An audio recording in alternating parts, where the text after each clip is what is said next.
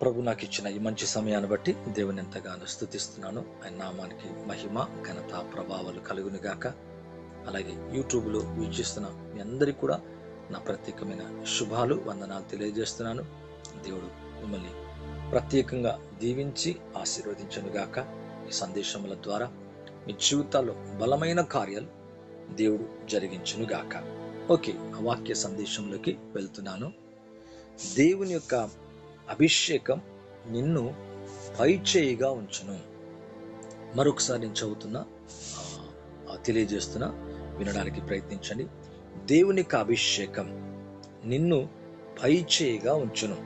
కొన్ని దినాల నుంచి మరి ఫైనాన్షియల్ బ్రేక్ త్రూలోనే మరి మాట్లాడుతూ అభిషేకాన్ని గురించి మాట్లాడుతున్నాను. జ్ఞానాత్మ అని, మరి కింగ్స్లీ అనాయింటింగ్ అని, లేకపోతే గ్లోరియస్ ఫైనాన్షియల్ అనాయింటింగ్ అని, ఈ విధంగా రకరకాలుగా దేవుని ఆత్మాభిషేకాన్ని గురించి మాట్లాడుతున్నాను. ఎందుకు ఆత్మను గురించి మాట్లాడుతున్నాను, కొంత ముందున్న సందేశాలు కనుక వింటే అర్థమవుతుంది.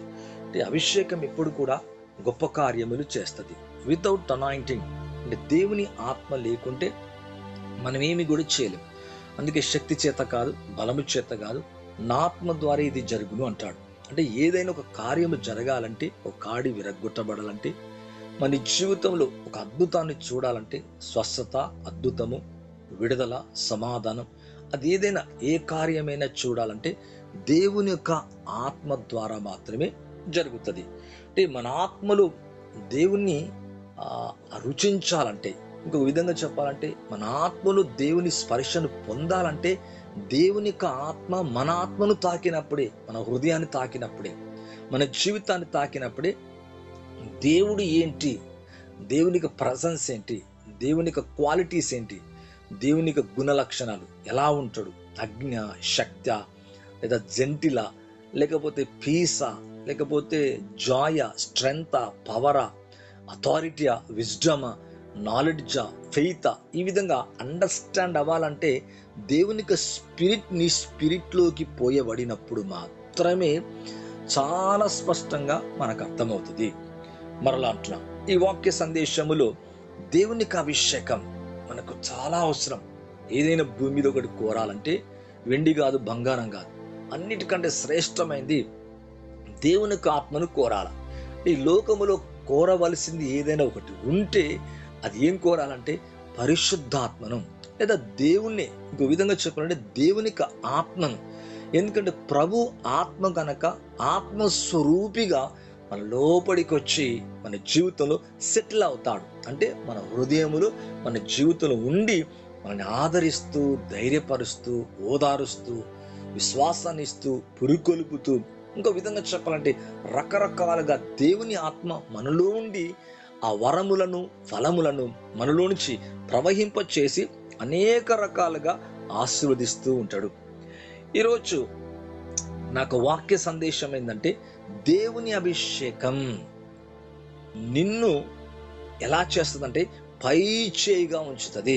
మనందరికీ పై చేయిగా ఉండాలని మనం కోరుకుంటాం. ఎగ్జాంపుల్ చూడండి, ఒక యుద్ధానికి వెళ్ళినప్పుడు ఎవరిది పై చేయి, ఏదైనా ఆట ఆడుకున్నప్పుడు ఎవరు పై చేయి అయ్యారు అంటే ఎవరు విజయం పొందారు, ఎవరు గెలిచారు అన్న మాట అన్నట్టు అర్థం. అంటే పై చేయి అంటే ఆర్థికంగా కూడా పై చేయి అంటే నువ్వు అప్పు లేకుండా, ఏ సమస్య లేకుండా, కొంచెం అంటే నువ్వు మెరుగుగా ఉన్నావు, చాలా బాగున్నావు అంటే దీన్ని ఏమంటామంటే పై చేయి. అంటే మన జీవితంలో దేవుని ఆత్మ ఎప్పుడు కూడా మనల్ని పై చేయిగా ఉంచాలని కోరుకుంటుంది. అంటే దేవుడే పై చేయి. ఇంకో విధంగా చెప్పాలంటే ఆకాశం, మహాకాశం, అంతకంటే ఎక్కువైన దేవుడు, ఇంకా దేవునికి మించి ఇంకోటి లేదు. అలాగే పై చేయిగా ఉన్న దేవుడు, ఆయన చెయ్యి మన మీదకి వచ్చినప్పుడు, ఆయన చేతి చేత మనల్ని అభిషేకించినప్పుడు మన చేయి కూడా ఏమైపోతుందంటే అందరి చేతుల కంటే మన చేయి పై చేయిగా మారిపోతుంది. మీరు చూస్తే దేవుని యొక్క వాక్యములు కనుక చూస్తే ఇస్మాయిల్ మిగతా రాజుల కంటే కూడా అతని చేయి పై చేయిగా ఉంది. అంటే బ్లెస్ అయ్యాడు. ఇస్మాయిల్ని కూడా దేవుడు దీవించాడు. మనం అనుకుంటాం ఇస్సాకునే కాదు, ఇస్సాకును కూడా దీవించాడు. మరి ఇస్సాకుని ఎలా దీవించాడో ఇంకో విధంగా చెప్పాలంటే, మరి శారీరకంగా పుట్టిన, ఆత్మ వాగ్దానము లేకుండా పుట్టిన ఇస్మాయిల్ని కూడా అబ్రహామును బట్టి దేవుడు ఎలా చేశాడంటే అతని పై చేయిగా చేశాడు. అంటే యుద్ధం మీద కానీ, ఆర్థికంగా కానీ, చుట్టూని శత్రువుల మీద కానీ తన పరిస్థితుల మీద కానీ పై చేయిగా ఉంచినట్లుగా దేవుని యొక్క వాక్యంలో చూస్తున్నాం. ఈ రోజు నుంచి మీరు, మీ కుటుంబం, మీ పిల్లలు, వారి చదువులు, ఉద్యోగం, ఆర్థికంగా మరి వ్యక్తిగతంగా మీరందరూ కూడా మీ శత్రువు కంటే, నీ వ్యాధి కంటే, నీ భయము కంటే, నీ బలహీనత కంటే, ఇంకో విధంగా చెప్పాలంటే నీలో ఉన్న ఎన్ని బలహీనతలైనా ఉండని దేవుని ఆత్మ, దేవుని హస్తం, దేవుని చెయ్యి నీ చెయ్యి పైకి, నీ తలపైకి, నీ జీవితం పైకి దేవుని ఆత్మ ఎప్పుడైతే మన జీవితంలోకి వస్తుందో మన జీవితం ఏమైపోతుందంటే పై చేయిగా మారిపోతుంది. ఈరోజు పై చేయిగా మారడానికి అనగా అందరికంటే మెరుగుగా ఉండటమే పై చేయి, విజయం పొందటమే పై చేయి, బాగుండటమే పై చేయి. ఇంక విధంగా చెప్పాలంటే శత్రువుకి దొరకకుండా మనం పై చేయిగా గెలుపు పొందటమే పై చేయి. చూడండి, దేవుని యొక్క వాక్యంలో దానియేలు గ్రంథములు కనుక చూస్తే షడ్రక్, మెషక్, అబేద్నెగోలు బానిసలు అంటే చెరకొనిపోయిన వారు, వీరిని దేవుడు మిగతా వారి జ్ఞానము కంటే వీరి జ్ఞానం పదంతలు ఎక్కువ అంట. అంటే మిగతా వారి కంటే పదంతలు పై చేయిగా ఉన్నారని అర్థం. అంటే దేవుడు వాళ్ళని ఏం చేశాడు? భయముతో, భక్తితో, విశ్వాసముతో పరిశుద్ధంగా జీవిస్తున్న కాలాన్ని బట్టి యవ్వన కాలం దేవుని కొరకు వారు బ్రతికి చాలా ప్రత్యేకంగా వాళ్ళని కాపాడుకుంటూ దేవుని కొరకు రోషంగా బ్రతుకుతున్న వారి జీవితాన్ని మిగతా శకునగాండ్ర కంటే, మిగతా జ్ఞానుల కంటే, మిగతా తెలివిగల వారి కంటే, మిగతా రాజ్యములో ఎంతమంది అయినా ఉండని కానీ ముగ్గురు ఏంటంటే ఒక స్పెషల్ అంట. ఏంటి? వీరి యొక్క జ్ఞానం మిగతా వారి జ్ఞానము కంటే పై చేయిగా ఉంది. ఇంకో విధంగా చెప్పాలంటే వీరి జ్ఞానం పదంతలని దేవుని యొక్క వాక్యం అంటుంది. ఈరోజు మిమ్మల్ని పై చేయిగా జ్ఞానములో, మరి అభిషేకములు, ఆత్మలు, వరములలో, ఫలములలో, ఫైనాన్షియల్గా, ఆర్థికంగా, ఆత్మీయకంగా, శారీరకంగా, ఆరోగ్యంగా మిగతా వారు మీ చుట్టూన్న వారి కంటే కూడా మీ జీవితాన్ని దేవుడు ఎలా చేయాలనుకుంటే పై చేయిగా ఉంచాలని కోరుకుంటున్నాడు. ఈరోజు అటువంటి అభిషేకం నీ పైకి రాబోతుంది. పై చేయిగా అంటే నీ చెయ్యి ఎప్పుడు పై చెయ్యే, కింద చూడండి. అంటే కింద అంటే అర్థమైంది, నువ్వు అడుక్కున్నట్టు, పేదరికంలో ఉన్నట్టు, అప్పులో ఉన్నట్టు, లేతే బతిమిలాడుతున్నట్టు, మరి దుఃఖములో ఉన్నట్టు. అంటే క్రింది పై చేయి గొప్పదా, కింద చేయి గొప్పదా? పై చేయి గొప్పది. అంటే పై చేయి ఇచ్చే చేయి, అది అంటే ఇచ్చే చేతిగా, మిగిలే చేతిగా, ఇతరులకు చేతులు చాపే చేతులుగా. ఇంకో విధంగా చెప్పాలంటే అభిషేకం ఎప్పుడైతే వస్తుందో, ఆత్మాభిషేకం మన పైకి, దేవుని ఆత్మ మన జీవితంలో అన్నిటికంటే అందరికంటే ఉన్నతంగా పైగా ఉన్న దేవుని యొక్క ఆత్మ మన జీవితంలోకి వచ్చినప్పుడు మనల్ని కూడా దేవుని ఆత్మ ఎక్కడ తీసుకెళ్తుందంటే పైగా తీసుకెళ్తుంది. అవును, ఎక్కడో ఉన్న యోసేపు యొక్క జీవితాన్ని చూస్తే మరి పోతీఫర్ ఇంట్లో ఉన్నాడు, అన్నదమ్ములతో మరి నెట్టివేయబడ్డాడు, త్రోసివేయబడ్డాడు. ఒక డ్రీమ్, ఒకటే ఒక డ్రీమ్, 2 times వచ్చింది ఒక డ్రీమ్. ఆ డ్రీమ్ పట్టుకున్నాడు అంతే. ఆ డ్రీమ్ పట్టుకున్న కారణాన్ని బట్టి దేవుడు ఏం చేసిందంటే అతని మీదున్న ఆ అభిషేకం, ఆ డ్రీమ్ ఏం చేసిందంటే నిజమే అతని జీవితం ఒక రోజు వచ్చేటప్పుడు పైచిగా వచ్చింది. అంటే ఆ దేశమునంతా కూడా కాపాడాడు. ఇంకో విధంగా చెప్పాలంటే తన అన్నదమ్ములందరూ కూడా పోషించాడు, తాను బ్రతికాడు, అనేకుల్ని బ్రతికించినట్లుగా దేవుని యొక్క వాక్యములో చూస్తున్నాం. ఈరోజు అటువంటి అభిషేకాన్ని చూడబోతున్నాం. అటువంటి అభిషేకం నీపై, నాపై రాబోతుంది. అటువంటి ఆత్మను మనం కలిగి ఉండబోతున్నాం. నీ ఒక్కదానివి కనుక పై చేయిగా మారితే నీ ఫ్యామిలీ మొత్తము కూడా మరలా అంటున్నాం పై చేయిగా మారినట్లే. అంటే అటువంటి దేవుని కార్యం దేవుడు నీ జీవితములో జరిగించబోతున్నాడు. ఈరోజు దేవుని చేయి పై చేయి, దేవుని పిల్లల చేయి ఎల్లప్పుడూ పై చేయిగా ఉంటది. అవును, పైకి లేపే చేయి నీ పైకి ఇప్పుడే వచ్చును గాక. మరొకసారి అంటున్నాను, అంటే దేవుని చేయి ఎట్లాంటిది? పై చేయి. ఆయన చేయి కంటే పైగా ఏదైనా రాగలదా? కుదురుతుందా? రాగలదా? No, never. ఎప్పటికీ రాలేదు. అపవాది కానీ, లోకము శక్తులు కానీ ఏ చేయి పైకి రాలేదు. అంటే దేవుని చేయి ఎప్పుడు కూడా పై చేయిగా ఉంటది. మరి దేవుని పిల్లల చేయి ఎల్లప్పుడూ పై చేయిగానే ఉండాలా? అలా ఉంచుతారంట. పైకి లేపే అవును చేయి నీ పైకి ఇప్పుడే వచ్చును గాక. అనగా దాని అర్థం ఏంటంటే దేవుని యొక్క అభిషేకం నీ పైకి వచ్చినప్పుడు నీ జీవితం కూడా ఎలాగైపోతుందంటే పై చేయిగా మారిపోతుంది. ఈరోజు అటువంటి అభిషేకం నువ్వు చూడబోతున్నాం. అటువంటి గ్రేట్ హ్యాండ్ నీపైకి రాబోతుంది. దేవుని యొక్క హస్తం నీ కుటుంబం మీదకి రాబోతుంది, నీ పిల్లల మీదకి రాబోతుంది, నీ జీవితంలోకి రాబోతుంది. అంటే ఇంకో విధంగా చెప్పాలంటే దేవుని హస్తం నువ్వు ఏ స్థితిలో ఉన్నా, ఎక్కడ ఉన్నా, ఎంత దిగజారిపోయిన స్థితిలో ఉన్నా నిన్నెక్కడికి తీసుకొస్తాడు సార్? పైకి తీసుకొస్తాడు.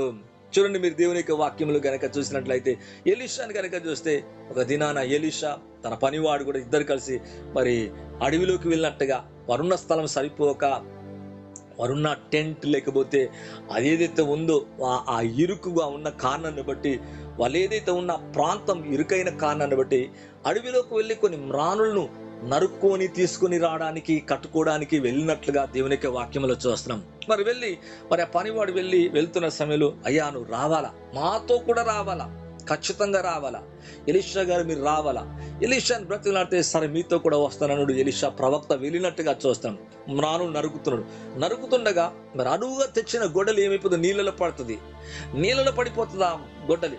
అప్పుడు పరిగెత్తుకొని వచ్చి, అయ్యా అరువు తెచ్చింది అది, ఆ గొడ్డలి నీళ్ళలో పడిపోయింది, ఏం చేయాలో నాకేం చేయాలో అర్థం కావట్లే. అప్పుడు వెంటనే ఎలీషా అంటాడు, ఎక్కడ పడ్డది అసలు? ఆ గొడ్డలి ఎక్కడ పడ్డది? ఇదిగో ప్లేస్ ఇదే, ఈ స్థలములో పడ్డది, ఎక్కడో పడ్డది, అది లోపలికి వెళ్ళిపోయింది.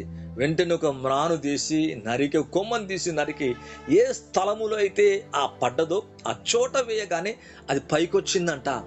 ఎక్కడో అట్టడుగుపోయింది, అది ఎక్కడికో వెళ్ళిపోయింది. ఎలీషా మీద ఎటువంటి ఆత్మ ఉందంటే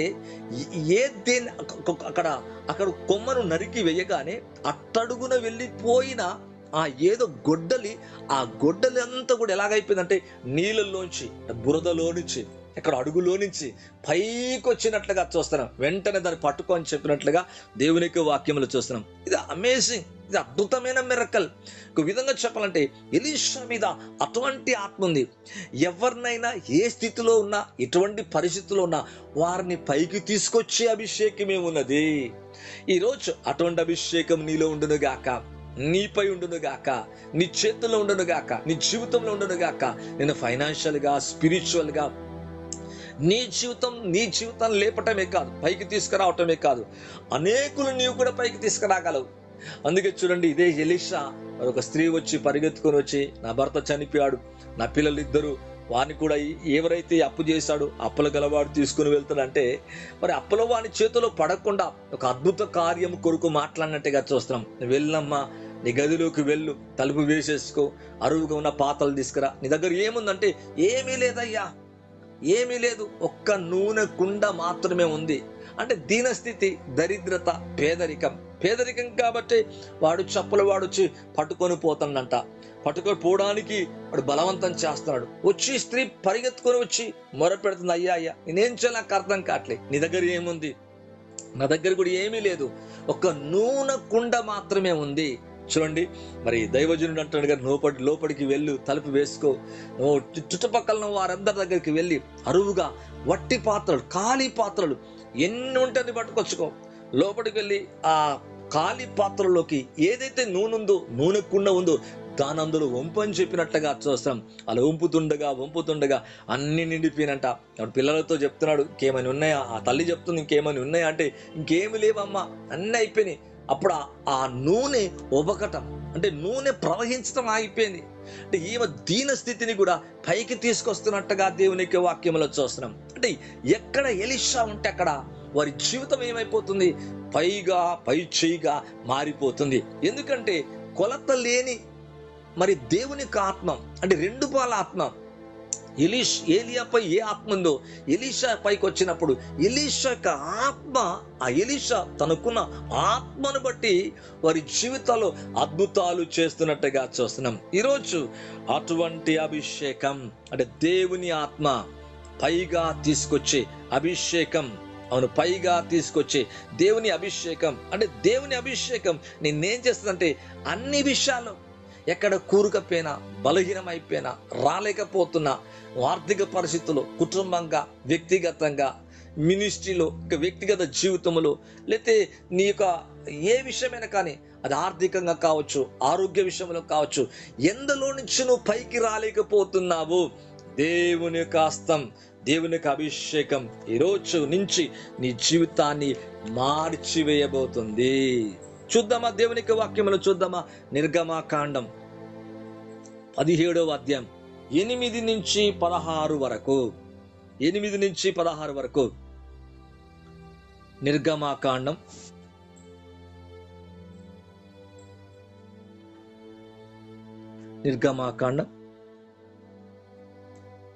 వింటున్నారా తల్లి? నిర్గమాకాండం 17వ అధ్యాయం 8 నుంచి చదవండి తల్లి. 8 నుంచి 16 వరకు.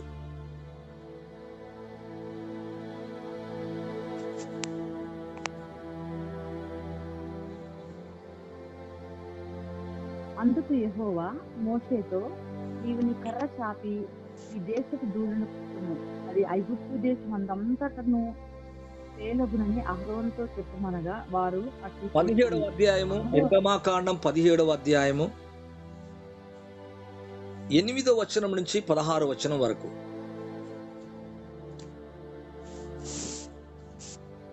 నిర్గమాకాండం 17వ అధ్యాయము 8వ వచనం చదువుతున్నా. తర్వాత అమాలేకులు వచ్చి చూడండి.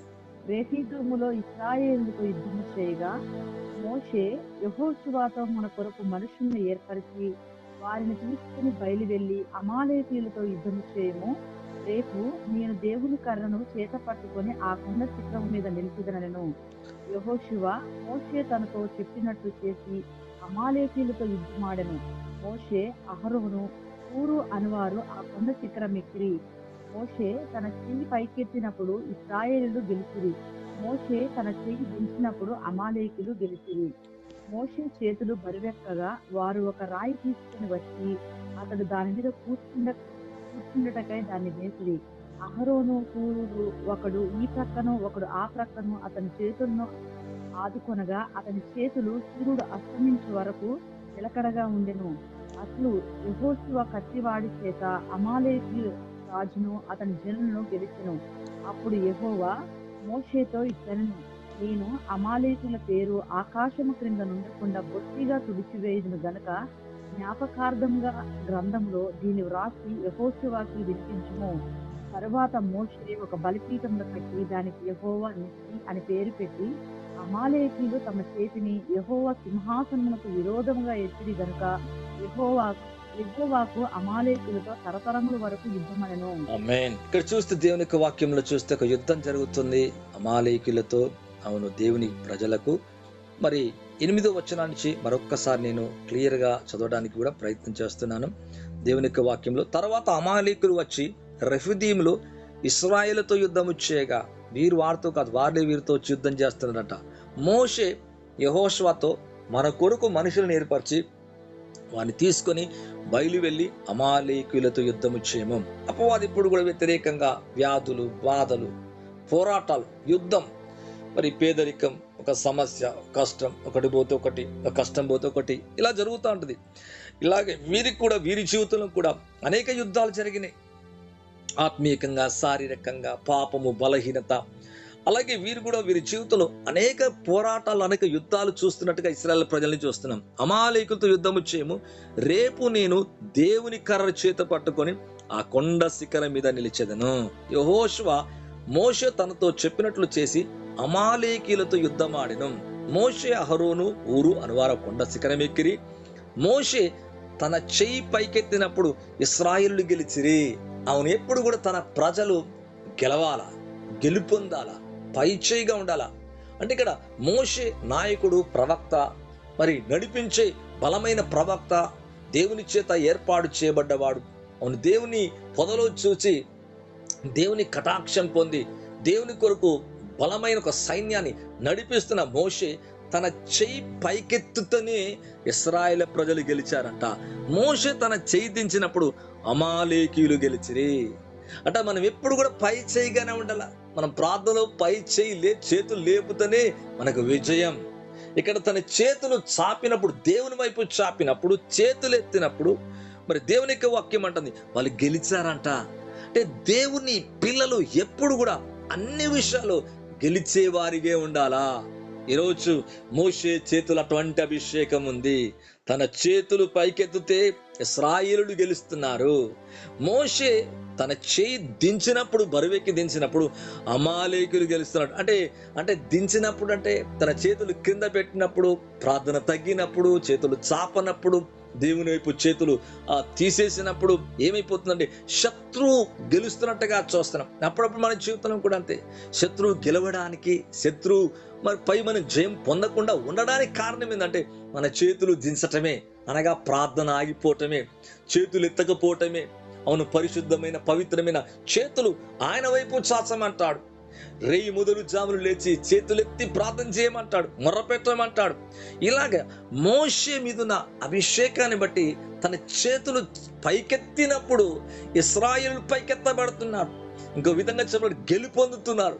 ఇంకొక విధంగా చెప్పాలంటే దేవుని ఆత్మని పైగా ఉంచినట్లుగా, విజయం ఇస్తున్నట్లుగా చూస్తున్నాము. మోషే చేతులు బరువెక్కగా వారు ఒక రాయి తీసుకుని వచ్చి, ఇలాగైతే లాభం లేదని అతడు ఒక దాని మీద కూర్చుండబెట్టి దాన్ని వేసిరి. అహరోను హూరు అని వాడు ఒకడు ఈ ప్రక్కన ఒకడు ఆ ప్రక్కన చేతులు ఆదుకొనగా అతని చేతులు సూర్యుడు అస్తమించు వరకు నిలకడగా ఉండెను. చేతులు పైకెత్తినంత సేపు కూడా ఇశ్రాయేలుకు ఓటమే లేదంట. సాయంత్రం వరకు ఓటమి లేదంట. ఈరోజు నీ జీవితంలో ఎక్కడ ఓటమి పాలు కాకుందుముగాక. నీ శత్రు ఎదుట దేవుడిని పైగా ఉంచునుగాక. ఫైనాన్షియల్ గా, స్పిరిచువల్ గా, ఫిజికల్ గా, నీ ప్రేయర్ లైఫ్ లో మరలా అంటున్నా, నువ్వు చేతులు చాపుతున్న కొలది, చేతులు లేపుతున్న కొలది, చేతులు ఎత్తుతున్న కొలది, దేవుని సహాయం కోరుతున్న కొలది నీ చెయ్యి ఎప్పుడు పై చేయిగా ఉంటది ఫైనాన్షియల్ గా. ఈరోజు ఫైనాన్షియల్ బ్రేక్ త్రూ పొందడానికి మరలా అంటున్నా, నీ చేతుల్లోకి దేవుని చేతులు రాబోతున్నాయి. దేవుని పైగా ఉండే హస్తం నేను పైకి తీసుకెళ్ళడానికి రాబోతుంది. ఇంతవరకు ఒకవేళ దీనంగా ఉన్నావా, దరిద్రంగా ఉన్నావా, పేదరికంగా ఉన్నావా, బలహీనత ఉన్నావా, అప్పులు తీరతలేవా, చాలని జీవితమా, బ్రేక్ త్రూ చూడలేకపోతున్నావా, ఈ రోజు నుంచి యేసు క్రీస్తు నామములో దేవుని అభిషేకం పైగా నిన్ను తీసుకెళ్తుంది.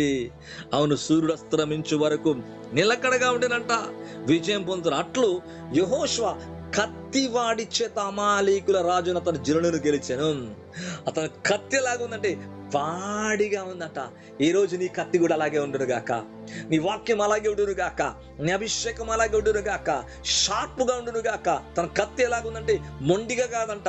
దేవునికి వాక్యం అంటుంది కత్తివాడి చేత అమాలేకుల రాజును అనగా శత్రువులను గెలిచినట్లుగా చూస్తున్నాం. ఈరోజు నీ నోటిలో, నీ హృదయములో, నీ మాటలో దేవునికి వాక్యం అని ఖడ్గం, వాక్యం అని కత్తి చాలా షార్పుగా వెళ్ళి శత్రువును హతము చేయునుగాక. అవును, అతని జనులను ఏం చేసినంటే శత్రువులను గెలిచినట. అప్పుడు యెహోషువ మోషేతో ఇట్లా, నేను అమాలేకుల పేరు ఆకాశము క్రింద నుండకుండా బొత్తిగా తుడిచేదను. దేవునికి అభిషేకం ఎప్పుడైతే మన మీదకి వస్తుందో మనలో ఉన్న పేదరికం, వ్యాధి, భయం, బలహీనత బొత్తిగా అంట దేవునికి వాక్యం అంటుంది బొత్తిగా తుడిచివేయుదును. అవును, అటువంటి అభిషేకం మధ్యాహ్న కాలశములో నీపై, నాపై, మనందరిపైకి వచ్చునుగాక. Oh what a wonderful God.